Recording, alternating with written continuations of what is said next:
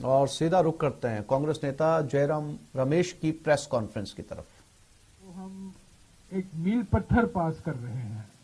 भारत जोड़ो यात्रा का 100वां दिन होगा, इसीलिए हमने सोचा उस विशेष अवसर पर राहुल जी का प्रेस कॉन्फ्रेंस हो। 1 बजे को दौसा में होगा, करीब 45 मिनट का होगा, 40 से 45 मिनट तक।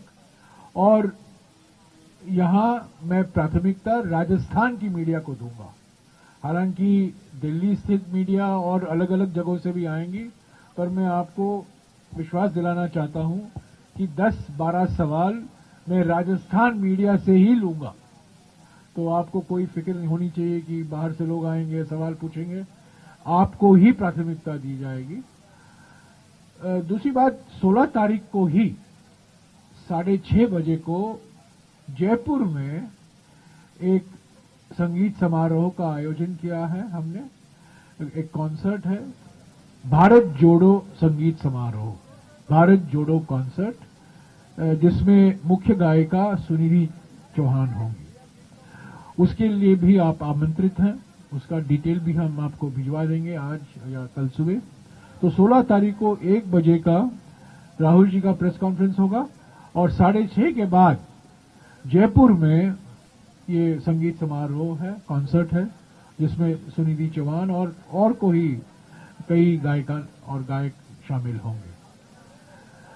19 तारीख को दुतासा जी आपको डिटेल देंगे। 19 तारीख को अलवर में एक विशाल पब्लिक रैली होगी, जिसमें भी आप भी आमंत्रित हैं और उसका डिटेल भी हम आपको भिजवा देंगे। तो मैं पहले दुतासा जी से गुजारिश करूंगा, उसके बाद दनीश अबरार बोलेंगे, उसके बाद इंदिरा मीना जी बोलेंगी, क्योंकि आज शाम को हम इंदिरा मीना जी के असेंबली क्षेत्र कल शाम को इंदिरा मीना जी के असेंबली क्षेत्र में पहुंचेंगे। तो दुतासा जी, सबसे पहले तो आप सबका स्वागत। आप सब लोग बाग भी, मीडिया के बंधु भी हमारे साथ यात्रा में चल रहे हैं। जो जन सैलाब भारत जोड़ो यात्रा में राहुल जी के नेतृत्व में जो भारत जोड़ो यात्रा निकल रही है, उसमें जो आ रहा है आप सब देख रहे हैं। 36 कौमों के लोग, बच्चे से लेकर के वृद्ध, सब लोग चल रहे हैं। और कल वुमेन डे था, तो आपने देखा होगा कि हजारों की संख्या में महिलाएं किस प्यार और स्नेह के साथ में राहुल जी के साथ में कदम ताल करती हुई चल रही थी। यही वो भारत है जिसकी परिकल्पना महात्मा गांधी जी ने आजादी के समय की थी, आजादी के दीवानों ने, आजादी के शहीदों ने की थी।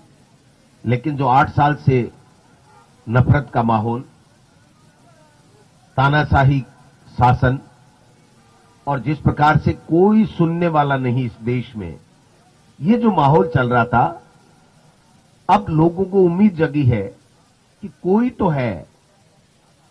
है जो हमारी सुनने वाला है। और जब मैं पहले दिन से साथ चल रहा हूं राहुल जी के, महिलाएं रोती भी आती हैं, बिलखती भी आती हैं, बच्चियां आती हैं, बूढ़े आते हैं, माताएं आती हैं अपनी बेटियों की समस्याओं को लेकर के, एनजीओज में काम करने वाले लोग आते हैं, और वो ये कहते हैं कि इस देश में हमारी सुनने वाला राहुल जी कोई नहीं है। हमारे सपने एक तरीके से टूट रहे हैं और हम लोग परेशानी में हैं, किसान आ रहे हैं। तो उन सब की राहुल जी सुनते हैं। जो राजस्थान सरकार से संबंधित होता है, उसके लिए वो मुझे या मुख्यमंत्री जी को डायरेक्शन देते हैं कि ये आप लोग कीजिए, ये क्या चाहते हैं, इन बच्चों की क्या समस्याएं हैं, इनके ऊपर कोई केस दर्ज हो गया, किसी स्कूल चाहिए, किसी को विषय चाहिए, किसी को ट्रांसफर भी चाहिए, परेशानी है। तो निश्चित रूप से एक उम्मीद के साथ में, एक बहुत ही आशा के साथ में वो लोग जा रहे हैं कि हां, हमारी सुनने वाला आज कन्याकुमारी से कश्मीर तक चल रहा है, जिसके मन में गरीब के प्रति, पीड़ित के प्रति सहानुभूति है, दर्द है, उसकी व्यथा को सुनकर के वो उनकी समस्या को आत्मसात करते हैं और ये कहते हैं कि मैं आपको भरोसा दिलाता हूं कि आप जो परेशानी भोग रहे हैं उससे आपको निजात मिलेगी। लोग क्या सपने देख रहे हैं, क्या लोगों ने सोचा था जब 8 साल पहले मोदी सरकार को चुना था।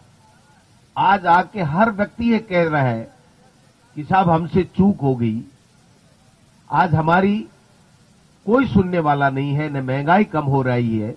कल की शाम की कॉर्नर मीटिंग में देखा होगा, जब सिलेंडर की बात उठी तो निश्चित रूप से लोगों ने कहा 400 के कम में सिलेंडर था, अब 1100 से ऊपर सिलेंडर हो रहा है।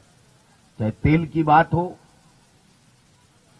कहीं कहीं जो राज्य सरकार से संबंधित उनको उम्मीदें हैं वो पूरी हो रही हैं, वो धन्यवाद भी दे रहे हैं, और कहीं जो उनकी पूरी नहीं हो रही है उनके लिए वो बात भी करते हैं कि हमारी मानना है कि हमें ऐसा राजस्थान की गवर्नेंस चाहिए। तो हम लोगों को भी एक मार्गदर्शन मिलता है और हमने तय किया है कि भारत जोड़ो यात्रा के बाद में इन जो तमाम बिंदु हमारे सामने आए हैं, चाहे व्यक्तिगत हो चाहे वो सबको साथ लेकर के हो, उनके ऊपर पूरी एक सेमिनार करेंगे, पूरी वर्कशॉप करेंगे, सबको साथ लेकर के कैसे हम उनको आने वाले बजट में या आने वाले समय में हम पूरा कर सकें, ये इसके ऊपर हमारा फोकस रहेगा। क्योंकि जब राहुल जी सबकी सुनकर के और जब उनका भाव होता है कि बताइए भैया इसमें क्या कर सकते हैं, तो ऐसा लगता है कि एक परिवार का मुखिया कंधे पे हाथ रख के ये कह रहा है कि तुम अकेले नहीं हो, हम तुम्हारे साथ में हैं, कांग्रेस पार्टी तुम्हारे साथ में है, कांग्रेस पार्टी की सरकार और कार्यकर्ता तुम्हारे साथ में है। तो एक खुशी के आंसू के साथ में वो वापस अपने घर में उस यात्रा को छोड़ करके जाता है। तो ऐसा जो अनुभव है मेरे जीवन का इससे बड़ा कोई मेरे लिए कोई एक तरीके से तोहफा नहीं हो सकता कि मैं प्रदेश अध्यक्ष हूं, हमारे नेता राहुल गांधी जी भारत जोड़ो यात्रा कर रहे हैं।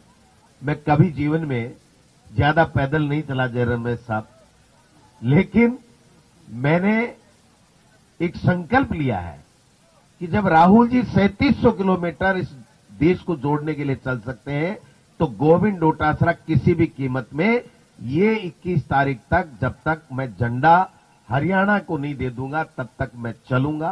तो ये इस तरीके का संकल्प लेकर के हम इस यात्रा को सफल बना रहे हैं। और तमाम लोग आप देख रहे हैं, मीडिया के बंधु लोग देख रहे हैं, राजस्थान के मीडिया के बंधु भी देख रहे हैं। तो आप सब लोगों का मैं पुनः स्वागत करता हूं और हमारे लिए एक स्वर्णिम